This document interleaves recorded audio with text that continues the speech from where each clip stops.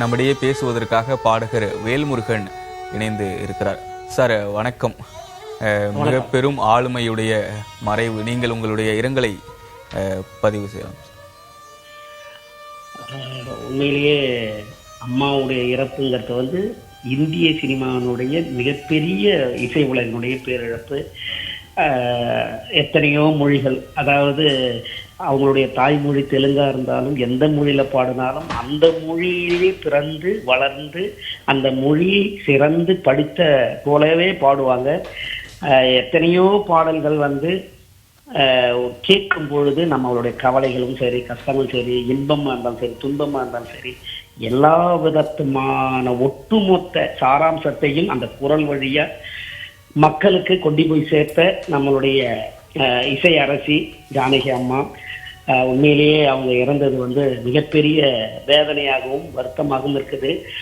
இதெல்லாம் ஈடு செய்ய முடியாத ஒரு மிகப்பெரிய துயரமாக தான் நான் பார்க்குறேன்.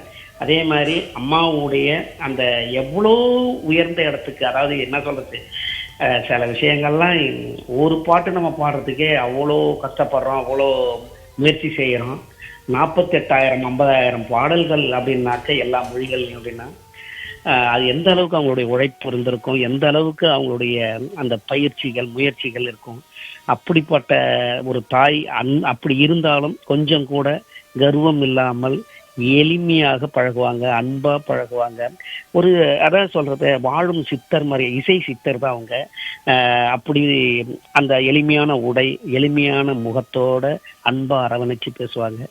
ஒரு முறை முதல்ல நான் அதை நம்ம கிராமத்துல இருந்து சென்னைக்கு யாராவது ஒருத்தவங்கள இசை உலகத்துல பாத்திர மாட்டோமான்னு ஆசைப்பட்ட பொழுது அம்மாவை தான் முதல்ல காமராஜர் அரங்கத்துல அவங்கள பார்க்கறதுக்கு ஒரு பெரிய வாய்ப்பு அமைஞ்சதுன்னா அங்கே டிக்கெட் ஷோ, இசை நிகழ்ச்சி நடக்குது, கீதாஞ்சலின்னு சொல்லி ஒரு பேனர்ல அம்மா தான் தலைமை தாங்கி பாடுறாங்க. எப்படியாவது இன்னைக்கு பாத்திர மாட்டோமா, இந்த இரவு இன்னைக்கு நமக்கு மகிழ்ச்சியை கொடுத்துறாரா. ஏன்னா தெருவில் ரேடியோவில் செந்தூர பூவேன்னு ஒரு பாட்டு கேட்ட தாயினுடைய குரலை பார்க்க போறோமே, அதே மாதிரி அன்னக்கிளியே உன்னை தேடுது, மச்சான பார்த்தீங்களான்னு இப்படிலாம் நம்ம சின்ன வயசுல கேட்ட குரல்லாம் தெருவில் ஓடிக்கிட்டு இருக்கும்போது, ஓடியாந்துகிட்டு இருக்கும்போது, விளையாடிக்கிட்டு இருக்கும்போது கேட்ட குரல் அவங்களோட நேரடியாக பார்க்க போறோமேன்னு ஆனந்தத்தோட மகிழ்ச்சியோட உள்ள போகும்போது டிக்கெட்டுக்கு காசு இல்லை. இருந்தாலும் வேற ஒருத்தர் அந்த கேமராமேன் மூலமா ஒரு பேக்கை வாங்கிக்கிட்டு அப்படியே உள்ள போய் அந்த நிகழ்ச்சி 10:30 ஆயிடுது முடியறதுக்கு நைட்டு.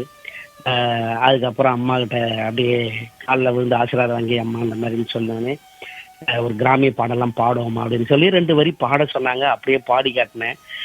கண்டிப்பா நம்மளுடைய நாட்டுப்புற கலைகள்ல நிறைய பாடுங்க, இதை முன்னெடுத்து செல்லுங்க.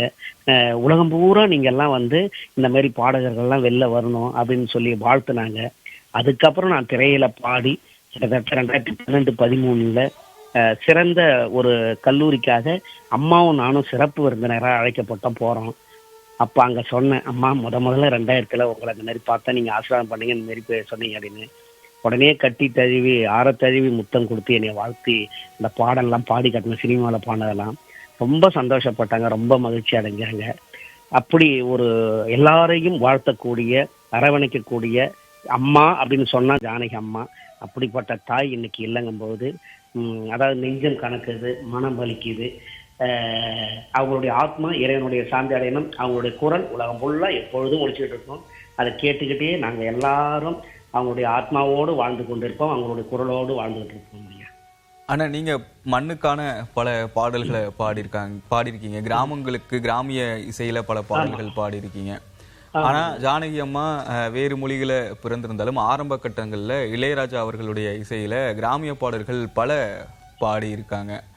அது வேறு மொழியில பிறந்து தமிழ் கிராமப்புற பாடலை பாடுறது கஷ்டம் இல்லையா? ஆமா ஆமா, அதாவது அவங்க சொந்த மண்ணிலேயே பிறந்து வாழ்ந்து வளர்ந்த மாதிரியே பாடியிருப்பாங்க. அதுதான் பெரிய ஆச்சரியம். ஏன்னா நம்ம இப்போ ஒரு தெலுங்கு பாடுறதுக்கு ரொம்ப சிரமப்படுவோம், ஒரு மலையாளம் பாடுறதுக்கு ரொம்ப சிரமப்படுவோம்.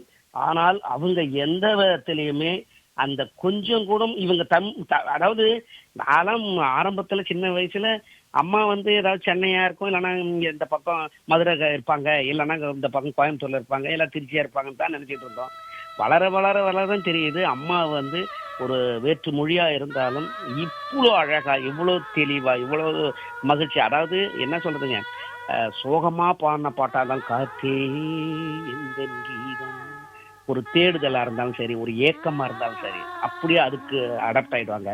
ஒரு குழந்தை வயசா இருந்தாலும் சரி, ஒரு மேல் வயசா இருந்தாலும் சரி, ஒரு ஜாலியா, அதாவது இந்த தன்னந்தனி காட்டுக்குள்ள அந்த பாட்டெல்லாம் அப்படியே பாடியிருப்பாங்க. அந்த மழைல நனைஞ்சி எப்படி அந்த இது பார்த்துருக்கோமோ, தீராஜர் சார் படம், அந்த படத்துல கூட அந்த பாட்டு அப்படியே பாடியிருப்பாங்க. அதே மாதிரி ஜாலியான பாட்டு எதுவா இருந்தாலும் சரி, லவ் சாங்கா இருந்தாலும் சரி, ஒரு கிண்டல் சாங்கு, கேலி சாங்கு, இந்த மாதிரி எதுவா இருந்தாலும் அதே பாடியிருப்பாங்க. அதாவது அந்த